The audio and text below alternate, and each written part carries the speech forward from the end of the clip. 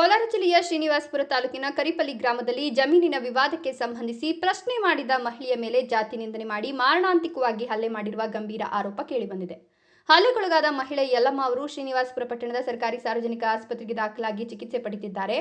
ಹಲ್ಲೆಗೊಳಗಾದ ಯಲ್ಲಮ್ಮ ಅವರ ಪತಿ ರಾಮಚಂದ್ರಪ್ಪ ಅವರು ಈ ಬಗ್ಗೆ ಮಾಹಿತಿ ನೀಡಿದ್ದು, ಕರಿಪಲ್ಲಿ ಗ್ರಾಮದ ಅಶ್ವತ್ಥಪ್ಪ, ರವೀಂದ್ರ, ರೆಡ್ಡಪ್ಪ, ಅನಿಲ್, ವೆಂಕಟರಮಣಪ್ಪ, ವೇಣು ಮತ್ತು ವಿಷ್ಣು ಅನ್ನೋರ ಮೇಲೆ ಆರೋಪ ಮಾಡಿದ್ದಾರೆ. ಜಮೀನಿನ ವಿಚಾರವಾಗಿ ಈಗಾಗಲೇ ನ್ಯಾಯಾಲಯದಲ್ಲಿ ನಮ್ಮ ಪರವಾಗಿ ಆದೇಶ ಬಂದಿದೆ. ಆದರೂ ಸಹ ನಾವು ನಮ್ಮ ಸಂಬಂಧಿಕರ ಮದುವೆ ಕಾರ್ಯಕ್ಕೆ ಹೋಗಿದ್ದ ಸಂದರ್ಭದಲ್ಲಿ ದುರ್ಬಳಕೆ ಮಾಡಿಕೊಂಡು ಅವರು ನಮ್ಮ ಜಮೀನಿನಲ್ಲಿ ಅಕ್ರಮವಾಗಿ ಕೂಚಾಗಳನ್ನು ನಾಟಿ ಮಾಡಲು ಬಂದಿದ್ದಾರೆ.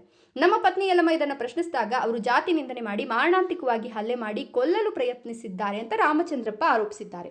ತಮ್ಮ ಪತ್ನಿಯ ಮೇಲೆ ಹಲ್ಲೆ ನಡೆಸಿದ ಆರೋಪಿಗಳ ವಿರುದ್ಧ ಕಾನೂನು ರೀತಿಯ ಕ್ರಮ ಕೈಗೊಂಡು ತಮಗೆ ನ್ಯಾಯ ದೊರಕಿಸಿಕೊಡಬೇಕು ಅಂತ ರಾಮಚಂದ್ರಪ್ಪ ಅವರು ಸಂಬಂಧಪಟ್ಟ ಅಧಿಕಾರಿಗಳಲ್ಲಿ ಮನವಿ ಮಾಡಿದ್ದಾರೆ. ಮರುಪಲ್ಲಿ ನಾನು ಬೆಳಗ್ಗೆ ಮದುವೆ ಹೋಗಿದ್ದೆ.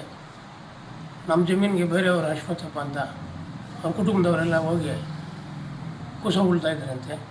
ನಮ್ಮ ಹೆಂಡತಿ ಹೋಗಿ ಏನಪ್ಪ ಕೋರ್ಟಲ್ಲೆಲ್ಲ ಹೇಳಿದ್ದೀರಿ, ನಮ್ಮ ಜಮೀನಿಗೆ ಬಂದು ಯಾಕೆ ಕುಸ ಉಳ್ತಾ ಇರೋದು ಅಂತ ಕೇಳಿದಾಗ ಎಲ್ಲರೂ ಬಂದು ಹೊಡೆದ್ಬಿಟ್ಟು ಸಾಯಿಸ್ಬಿಡೋಣ, ಕಮ್ಮಿ ಜಾತಿಯವರು ಒಡೆರು ಅಣ್ಣನ ಮಕ್ಕಳು ಅವ್ರು ಸಾಯಿಸ್ಬಿಡ್ಬೇಕು ಅಂತ ಹೇಳಿ ಅಲ್ಲೇ ಬೀಳಿಸ್ಬಿಟ್ಟವ್ರೆ.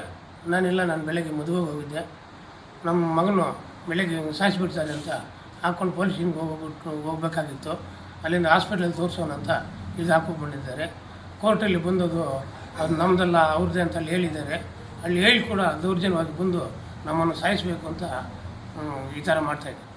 ಯಾರ್ಯಾರು ಹಂಗೆ ಬಂದಿರೋದು?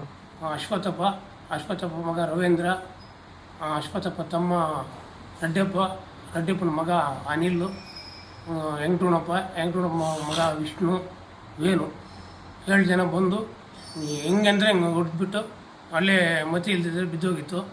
ನನ್ನ ಮಗನ ಹೋಗಿ ನನಗೆ ಫೋನ್ ಮಾಡಿದೆ, ಹಾಕ್ಕೊಂಡು ಬಂದು ಇಲ್ಲಿಗೆ ಬಂದು ಫೋನ್ ಮಾಡಿದ. ನಾನು ಮದುವೆಯಿಂದ ಇಲ್ಲಿಗೆ ಬಂದೆ.